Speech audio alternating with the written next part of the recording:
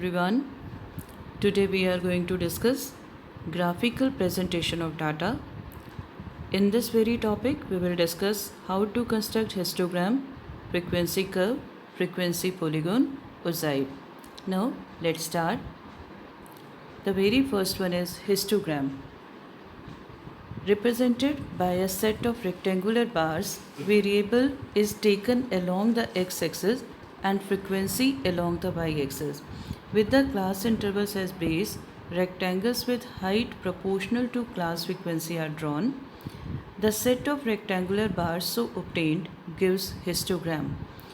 It is very important to note that the total area of the rectangles in a histogram represent total frequency.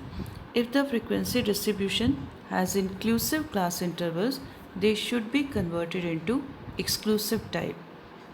Now, mod of the distribution can be obtained from the histogram, means we will come to know that how mod is graphically located. Now, this is how to construct histogram. We have a question in which height and frequency are given. So, we will take height on x-axis and frequency on y-axis, and it is to be noted that bar diagrams, in case of bar diagrams, there is a distance difference between two bars, but in case of histograms there is no distance at all, means they are adjacent to each other. Now, how to locate mod graphically? This is very much clear in this diagram, but we will discuss this concept in chapter number 10 in the concept of measures of central tendency. First, we will draw a histogram, then the highest frequency means we will take the rectangle having maximum height.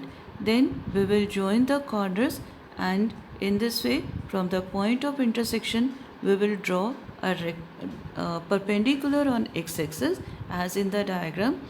The rectangle that has maximum height is of 25. We will join the corners. We will have a point of intersection. From that very point of intersection we will draw a perpendicular on x-axis. Correspondingly, we will have the mod value of the series. Now, what's about the frequency curve? Frequency curve can be obtained by two ways. Number one, by constructing histogram, and by taking the mid values. Now, variable is taken along the x-axis and frequencies along y-axis. Frequencies are plotted against the class mid values, and then these points are joined by a smooth curve. The curve so obtained is the frequency curve. Total area under the frequency curve represents total frequency. So when we are to find out the total area, dear students, we will have to make it a closed figure. For having a closed figure, we will join both the endpoints to x-axis. Now, another way, this is draw frequency curve with the help of a histogram. So first we will draw the histogram, then we will join the mid values, and we will have frequency curve. It is clear in the diagram. That the end values are joined with x-axis. For example, in our question, 0 to 10 is the first class, so the previous class will be 0 to minus 10. So we will join the endpoint to minus 5. Similarly, our last class interval is 70 to 80, so we will assume the next class as 80 to 90, and its bit value will be 85. So we will join other end to 85. Now, what's about the frequency polygon? Variables is taken along the x-axis and frequencies along the y-axis. Class frequencies are plotted against the class mid values, and then these points are joined by a straight line. The figure so obtained is a frequency polygon. Total area under the frequency curve represents total frequency. बच्चे, keep in your mind there is a difference between frequency polygon and frequency curve. That frequency curve is a smooth curve. On the other hand, frequency polygon is a straight line, means these are not joined freehand, means this is not a curve, this is a polygon, and polygon is a closed figure, so it must be joined with the x-axis. Both the endpoints must be joined with x-axis. Now here is an example, but in this example the endpoints are not joined with x-axis. Dear student, it is very important to join it with x-axis. In this question, salary 5,000 less than x less than or equal to 10,000. It means the class interval will be 5,000 to 10,000, and the next class interval will be 10,000 to 15,000, and so on. Now what's about the Ogives, also known as cumulative frequency curves? Ogives is a smooth graph that cumulative frequency plotted against values of variable or the class limits. Class limits are taken along x-axis and CF along y-axis. These are of two types. One is the less than cumulative frequency curves, also known as less than Ogive, then greater than cumulative frequency curve or greater than Ogive. Now, what's about the less than cumulative frequency curve? The variables values, that is class limits, is taken along the x-axis and CF along the y-axis. CF are plotted against the respective variable values. Then these points are joined by a smooth curve. The resulting graph is less than Ogive.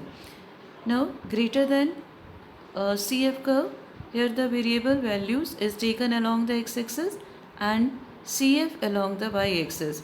CF are plotted against the respective variable values, then these points are joined by a smooth curve. The resulting graph is greater than Ogive.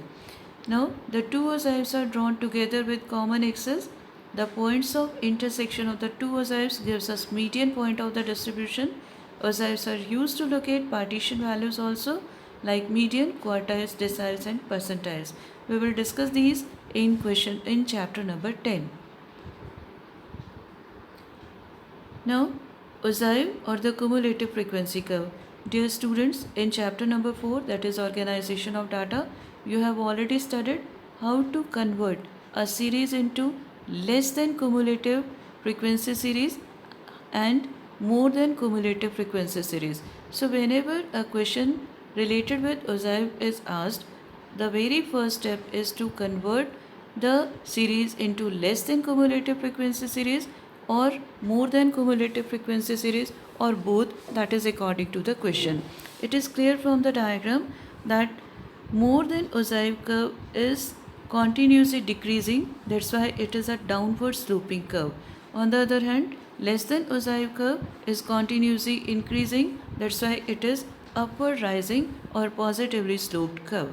Now it is very clear that because one curve is downward sloping and other is positively sloped upward rising curve, so we will have a point of intersection. Now corresponding to this point of intersection, we will draw a perpendicular on x-axis, and the point that we will obtain will provide us median. So this is about how median value is calculated graphically. We will discuss this concept in our chapter number 10, when we will study about the measures of central tendency, exclusively about the partition values, that is median, quartile, decile, percentile and also the mode. Now with this your topic is completed. So dear students, do revise your chapter thoroughly and please send me your doubts. Enjoy your day, stay home, stay safe, have a wonderful day. Please do your work properly.